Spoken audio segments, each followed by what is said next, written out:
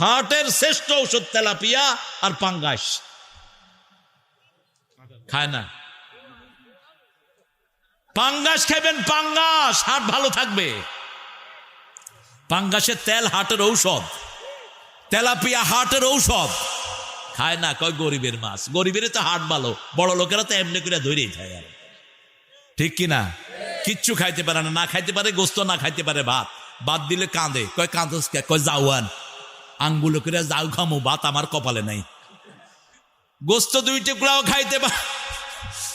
আর গরিবের 2 কেজি দিলে খায়া কয় আরো 2 কেজি আন, শেষ করে ফালাম।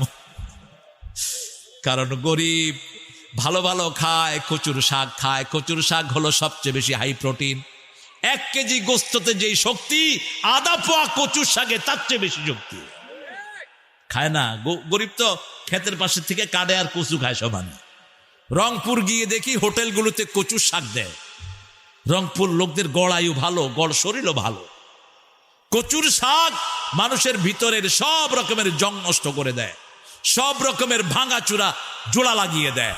প্রেগনেন্ট মেয়েদেরকে কচুর শাক খাওয়ান, আয়রনের কোনো অভাব হবে না। এত বেশি আয়রন এটার ভিতরে আল্লাহ দান করে দিয়েছে।